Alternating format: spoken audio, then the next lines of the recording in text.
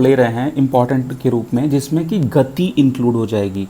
मतलब हम लोग उसमें ये वाला सूत्र लगाएंगे, चाल बराबर दूरी बटा समय का सूत्र लगाना बहुत ज़रूरी हो जाता है इस वाले सवाल में। लेकिन देखो, इस तरह के सवाल एंट्रेंस एग्जाम में ज़्यादा पूछे नहीं जाते, लेकिन एक बार कर लो, और अगर फ्यूचर में इस तरह के सवाल और मिलते हैं और तुमसे ना लगे तो हमको इंस्टाग्राम या फेसबुक पे पर्सनली मैसेज कर देना, हम सॉल्यूशन समझा देंगे और उसको यूट्यूब पर भी डाल देंगे। देखो वो क्या कह रहा है, ज़मीन पर एक बिंदु से एक हवाई जहाज़ का ऊंचाई कोण 60 है। मतलब तुम समझ लो कि ये तुम्हारी ज़मीन हो गई, मतलब ये बिंदु हो गया, और ये मान लो कि हवाई जहाज़ यहाँ पे है, ठीक है। और नहीं, अभी जहाज़ को तुम यहाँ मान लो जहाज़ तुम्हारा यहाँ पे है। जहाज़ को अच्छे से मत बनाओ, ऐसे जैसे करते जहाज़ बना लो। और वो ये कह रहा है कि ज़मीन से इसको देखने पर इसका ऊंचाई कोण कितना आ रहा है, 60 अंश। ऊंचाई कोण बोलो, उन्नयन कोण बोलो, ठीक है। एंगल ऑफ एलिवेशन इंग्लिश में कहते हैं, और अवनमन को एंगल ऑफ डिप्रेशन कहते हैं। अब वो ये कह रहा है कि 30 सेकंड के बाद ये कोण 30 अंश हो जाता है। तो इसका मतलब डेफिनेटली जहाज़ दूर जा रहा था तभी तो प्यार कम होगा। ये तो हम शुरू से बोलते आ रहे हैं, दूर जाने में प्यार कम होता है, मतलब एंगल कम होता है। अगर तुम पास आओगे, मतलब ये पॉइंट है ना, अगर तुम इसके पास आओगे तो एंगल बढ़ता चला जाएगा। मतलब एंगल 60 से 30 हो गया, 60 था 30 हो गया, प्यार कम हो गया, एंगल कम हो गया। अब जहाज़ यहाँ चली आई 30 सेकेंड में, 30 सेकेंड के टाइम में ये जहाज़ का कोण 30 अंश हो जाता है, ठीक है। तो एक यहाँ हाइट बना लो और एक हाइट यहाँ बना लो, और बात समझते रहो कि जहाज़ उसी ऊंचाई पर उड़ रही है। वो कह रहा है कि यदि जहाज़ 3000√3 मीटर की ऊंचाई पे उड़ रहा है, निरंतर मतलब लगातार उसी ऊंचाई पे उड़ रहा है, तो ये जो ऊंचाई जहाज़ की दी हुई है वो कितनी दी हुई है, 3000√3।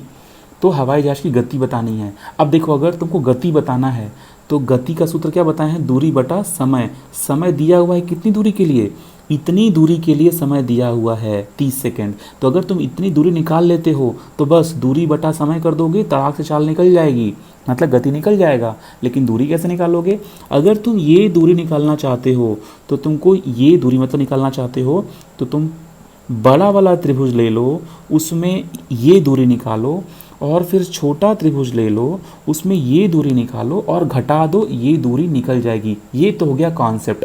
अब इसको लगाया कैसे जाए, बहुत आराम से लगेगा, टेंशन बिल्कुल मत लो। तुम छोटा वाला त्रिभुज लो, मतलब कौन सा, तुम ये त्रिभुज ले लो, ठीक है। इस त्रिभुज में तुम tan 30 लगाओ। तो जब इसमें तुम tan 30 लगाओगे तो तुम्हारा ये ऊंचाई तो पता ही है 3000√3, तो 3000√3 हो गया। tan 30 का मान भी पता है तुमको, 1/√3। सॉरी, ये हुआ लंब बटे आधार में क्या रखना है, आधार में x + y रख दो, इसको x इसको y कर दो, ठीक है। इस वाले को x, इसको y वाले को y कर दो, तो x + y कर दो, ठीक है। अब देखो, तो 3000√3 बटे x + y। अब देखो x + y को तिरे गुणा करो इसमें, √3 को तिरे गुणा करो इसमें, तो जब ये √3 इसमें गुणा होगा ना इस √3 से, तो 3 हो जाएगा। तो 3000 में 3 से गुणा करोगे 9000 हो जाएगा। तो x + y बराबर ये 9000 हो गया। अब देखो, ये तो x + y का कंबाइंड मान है ना, ये तो सिर्फ y का मान है नहीं, इसको तुम इस इक्वेशन 1 कर दो। अब तुम एक ऐसा जुगाड़ लगाओ जिससे x का मान निकल जाए। उसके लिए क्या करोगे, बहुत आसान चीज़, ये त्रिभुज देख रहे हो, छोटा वाला त्रिभुज, इस त्रिभुज को ले लो तुम, छोटा त्रिभुज, इसमें एंगल कितना था, 60 अंश का एंगल था, ठीक है। चलो उठा के लगाते हैं। अब tan 30 ले लेते हैं, सॉरी tan 60 ले लेते हैं। तो अब जब तुम tan 60 लोगे तो tan 60 का मान क्या लिखोगे, ये वाली ऊंचाई लिखोगे, ठीक है। इस ऊंचाई का मान कितना है, सेम, ये 3000√3 है, तो 3000√3 लिखो, और बेस का मान कितना है, x मान है, ठीक है। यहाँ पे x y मत लिखना, मतलब x + y मत लिखना, सिर्फ x का मान लिखना, छोटा त्रिभुज लिए हैं। अब इसका मान कितना होता है, tan 60 का √3 होता है, तो ये हो गया √3। अब इसमें तुम x से गुणा कर दो, तिरे गुणा कर दो, तो तुम्हारा क्या बचेगा, 3000√3, √3 कट गया, x का मान कितना आ गया, 3000 आ गया, ठीक है। यहाँ लिखते हैं x का मान कितना आ गया, 3000 आ गया। तुमको सिर्फ y का मान चाहिए ना, तो इस इक्वेशन में x + y का मान 9000 है। चलो ठीक है, समझ में आ गया। x का मान रखो यहाँ पे 3000, घटा दो, x + y बराबर 9000 दिया हुआ है, उसमें x का मान हमको मिल गया 3000, तो सवाल आसान हो गया ना जी। 3000 रुपये हो गया, और y बराबर 9000 रुपये। अब इसमें से 3000 रुपये को उधर कर दो, तो 9000 रुपये माइनस 3000 रुपये का नुकसान, बचा हमारे पास 6000 रुपये। मतलब ये दूरी कितनी आई, 6000 मीटर, यहाँ से यहाँ तक की दूरी कितनी आई, 6000 मीटर। मतलब जहाज 6000 मीटर की दूरी कितने सेकंड में तय किया है, 3 सेकंड में। तुम समझ पा रहे हो थोड़ा सा, जरा सा, 6000 मीटर का मतलब कितना होता है, 6 किलोमीटर होता है, ठीक है। मतलब 6 किलोमीटर 3 सेकंड में, सॉरी 30 सेकंड में।